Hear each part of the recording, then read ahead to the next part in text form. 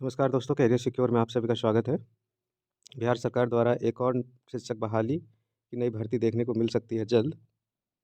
देखिए, अखबार में विज्ञापन देने की तैयारी ज़ोरों-शोरों से चल रही है। 12 फरवरी तक 12 फरवरी तक भर्ती के लिए अधियाचना भेजी जाएगी। कौन से पद हैं? तो 40,000 प्रधान शिक्षक और 6,000 प्रधानाध्यापक की बहाली की बात चल रही है। जल्द ही विज्ञापन देखने को मिल सकती है।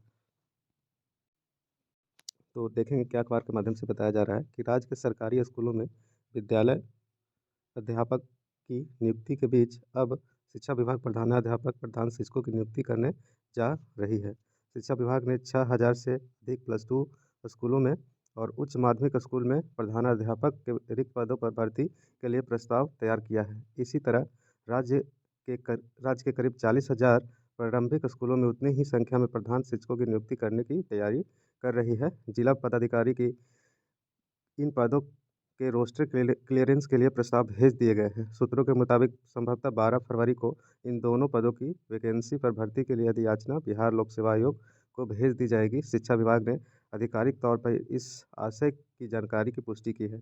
उम्मीद है कि लोकसभा चुनाव की घोषणा के पूर्व विज्ञापन जारी हो जाएगा।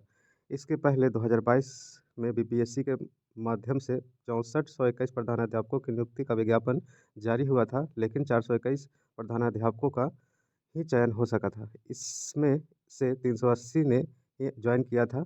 इस तरह रिक्त पड़े 6,000 पदों पर प्रधानाध्यापक की नियुक्ति होनी है। दोस्तों देखिए, पिछला बार जब आई थी प्रधानाध्यापक की भर्ती, बताया जा रहा है कि कितना आया था, 6421 आया था दोस्तों, ठीक है ना। 6421 में जिनका सिलेक्शन हुआ था, 421 का ही हुआ था। 421 होने के बावजूद भी 380 लोग ही ज्वाइन कर पाए थे।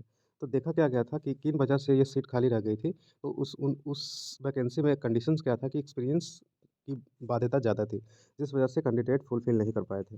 तो इस बार उम्मीद यही जताई जा रही है कि जो एक्सपीरियंस का फुलफ़िल कंडीशन था, उसको चेंज किया जाएगा। अगर चेंज किया जाता है, तो बहुत ही बेनिफिट्स होगा नए अभ्यर्थियों के लिए। अगर नए अभ्यर्थियों को मौका दिए जाते हैं, तो बहुत बेनिफिट होगी, ठीक है? तो आप लोग तैयारी में लगे रहें, तैयारी में एकदम बिल्कुल ज़ोर-शोर से लगे रहें, क्योंकि देखिए अभी चुनाव का समय है, विधानसभा का भी चुनाव है बिहार में, लोकसभा का भी चुनाव है। तो चुनाव के समय सरकार जितना चाहे कि ज़्यादा से ज़्यादा वोट अपनी ओर आकर्षित करे, ठीक है?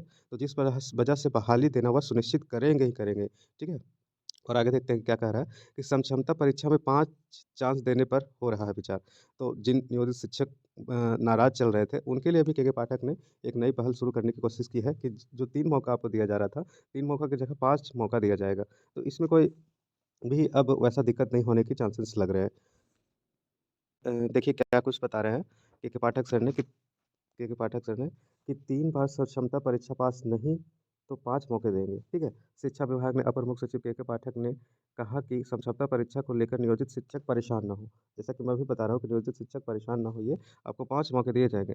परीक्षा 3 बार में पास नहीं करेंगे तो हम उसे 5 बार कर देंगे, यह कोई समस्या नहीं है।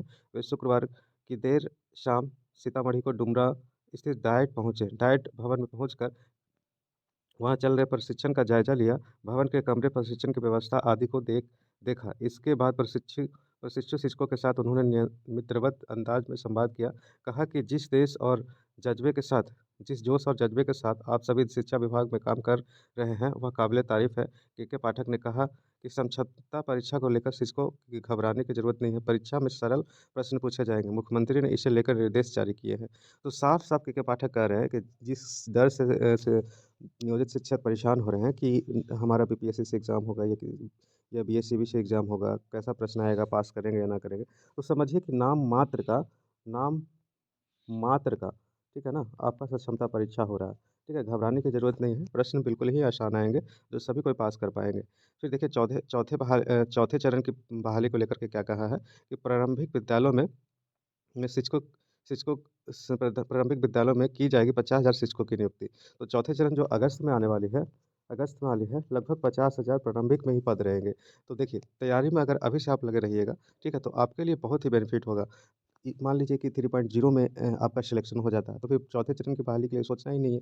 अगर मान लीजिए तीसरे चरण में जिनका नहीं कुछ अंकों से हो या किसी कारण से नहीं हो पाता है, तो उनके सामने 2 बहाली अभी सामने है। एक तो प्रधानाध्यापक के, ठीक है? एक तो प्रिंसिपल के लिए आ रही है, ठीक है? और दूसरा क्या है, चौथा चरण और इतनी बड़ी बहाली, इतनी व्यापक में पूरे राष्ट्र भर में, पूरे देश भर में नहीं देखी गई है, ठीक है? तो आप लोग क्या करें कि ज़ोर-शोर से तैयारी में लगे रहें, अपनी तैयारी को एकदम व्यवस्थित बना के एकदम तैयारी करते रहे और के पाठक को आने से बहुत बेनिफिट हुआ है शिक्षा विभाग को, ठीक है? आप सभी भी समझ रहे हैं कि किन्हीं लोग कोई भी 100% सही नहीं होते हैं।